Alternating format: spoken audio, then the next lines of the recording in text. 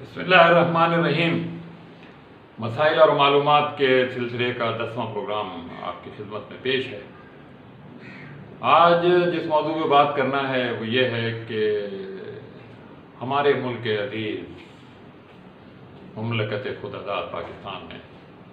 بے شمار جماعتیں کام کر رہی ہیں۔ جو سیاسی جماعتیں ہیں ان کے بارے میں کچھ کہنا تو بیکار ہے۔ ان کا جو مقصد ہوتا ہے، ان کا جو کچھ اچھے لوگ بھی ان میں ہوتے ہیں، ان کے نیک مقاصد بھی ہوں گے، لیکن بحیثیت مجموعی سیاسی جماعتوں کا کام اقتدار سنبھالنا، حکومت سنبھالنا، اور پھر حکومت کے نتیجے میں جو اختیارات اور جو مراعات ملتی ہیں ان سے فائدہ اٹھانا، جائز بھی اور ناجائز بھی۔ مگر آج ہم بات کریں گے دینی جماعتوں کے رویے۔ پاکستان میں درجنوں دینی جماعتیں ہیں اور بہت ساری دینی سیاست میں بھی حصہ لیتی ہیں۔ وہ دینی اور سیاسی جماعتیں کہلائی جا سکتی ہیں۔ لازماً سیاست میں ہونا کوئی بری بات نہیں ہے، سیاست اگر نیک مقصد کے لیے ہے تو بہت اچھی بات ہے۔ تو ان دینی جو درجن بھر ہمارے ہاں دینی اور پھر دین کے ساتھ سیاسی جماعتیں، دینی سیاسی جماعتیں ہیں، ان کا آپس میں جو اختلاف ہے، جو لڑائی ہے، وہ ایک دوسرے کو برا بھلا کہنے کا جو رویہ پچھلے 60-70 سال سے ہمارے ملک میں ہے، اب اس میں اللہ کے فضل سے کچھ کمی تو آئی ہے، سیاسی مفادات کی وجہ سے بھی اور بعض دیگر وجوہات کی وجہ سے بھی، انتخابات کی وجہ سے بھی ایک دوسرے کی ضرورت پڑتی ہے۔ تو اب وہ کافر قرار دینے کا سلسلہ تو بہت حد تک کم ہو گیا ہے۔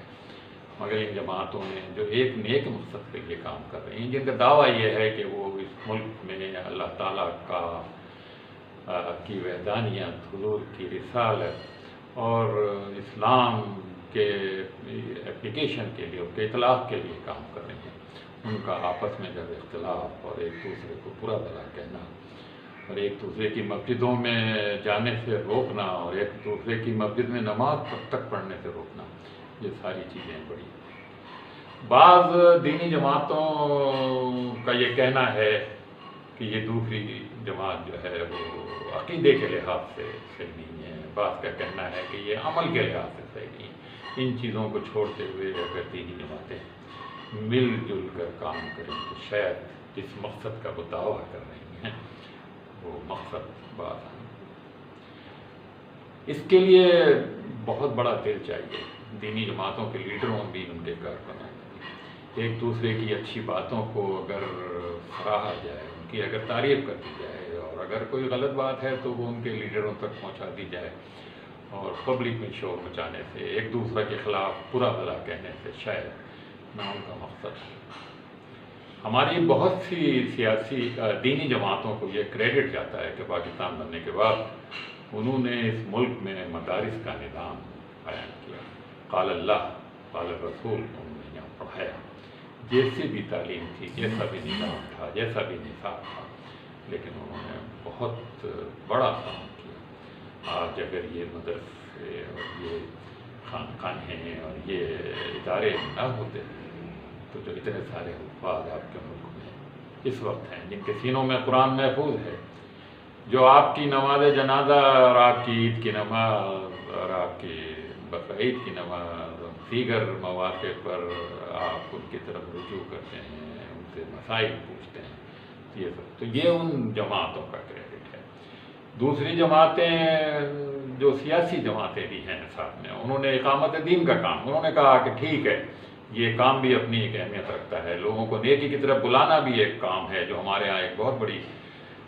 تبلیغ سے متعلق جماعت کام کر رہی ہے۔ لیکن جب تک ملک کا نظام نہیں بدلے گا، جب تک نظام کار اچھے لوگوں کے ہاتھ میں نہیں آئے گا، جب تک برائی پھیلانے والے بڑے پیمانے پہ برائیاں پھیلاتے رہیں گے اور دینی لوگ چھوٹے چھوٹے کام کرتے رہیں گے، برائی کی رفتار تیزی سے آگے بڑھے گی اور اچھائی لازماً آہستہ آہستہ آگے بڑھتی ہے، تو اس میں تو پھر برسوں لگ جائیں گے اور قیامت تک بھی آپ سارے لوگوں کو دل سے نہیں بدل۔ تو بہرحال آپ دل سے بھی لوگوں کو بدلنے کی کوشش ایک نیک کوشش ہے۔ ان علاقوں میں جہاں تعلیم نہیں ہے، جہاں کلمے تک نہیں آتے، جہاں اسلام کے بارے میں بنیادی معلومات نہیں ہیں، جن کو نماز نہیں آتی، جن کو کلمہ نہیں آتا، وہاں جو لوگ یہ کام کر رہے ہیں وہ بھی بہت اچھا کام کر رہے ہیں، لیکن انہیں یہ سوچنا چاہیے کہ کیا شہروں میں پڑھے لکھے علاقوں میں پروفیسروں، ڈاکٹروں، انجینئروں کے سامنے وہ کلمے سکھائیں گے انہیں؟ کیا وہ انہیں یہ بتائیں گے کہ آپ مسجد میں آئیں اور فلانی کتاب سے کچھ قصے سنیں؟ ایسا نہیں ہے، وہ ان کا دائرۂ کار کچھ مختلف ہے۔ جو جماعتیں دینی اور سیاسی جماعتیں ہیں وہ جو کچھ کر رہی ہیں، اور یہ جماعتیں تبلیغ والی جماعت اور دیگر مدارس میں کام کرنے والی جماعت، ان سب کو مل کر اگر یہ مل کر کام نہیں کریں گے تو یقین جانیے جو مقصد، جو دعوے، جو کچھ وہ کہتے ہیں زبان سے، وہ اگر نہیں کریں گے وہ پورا نہیں ہوگا، اور پھر اس کا ایک دن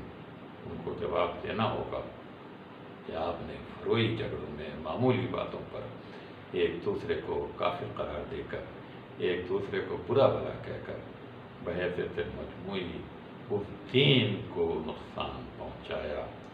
جس دین کے نفاذ کا، جس دین کے پھیلانے کا، جن اچھائیوں کے پھیلانے کا آپ پر بحیثیت ایک مسلمان فرد کے آپ پر وہ ذمہ داری عائد کی گئی تھی۔ انشاءاللہ پھر ایسے کسی اور موضوع کے ساتھ انور سعید پھر آپ کی خدمت ہوگا۔ اب اس کو اجازت دیجیے۔ اللہ حافظ۔